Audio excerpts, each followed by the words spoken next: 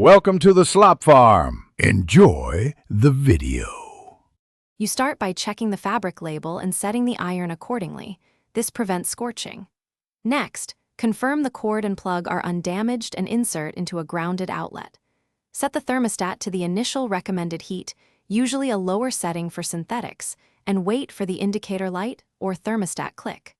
Once the iron reaches temperature, test on a hidden seam or scrap fabric to verify heat. This quick test saves garments and gives you confidence before you proceed.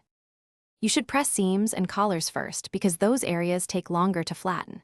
Then move to larger flat areas with steady, smooth strokes, pressing forward and back along the grain of the fabric. Avoid circular rubbing.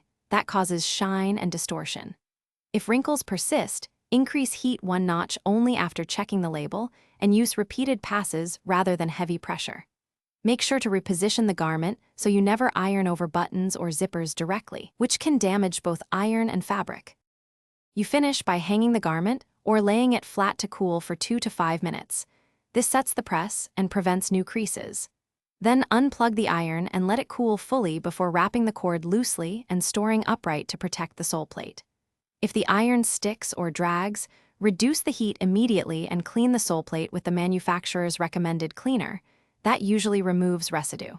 If problems persist, test the thermostat at a lower setting and avoid ironing over adhesives or transfers. Thanks for watching. Consider subscribing if we helped you today.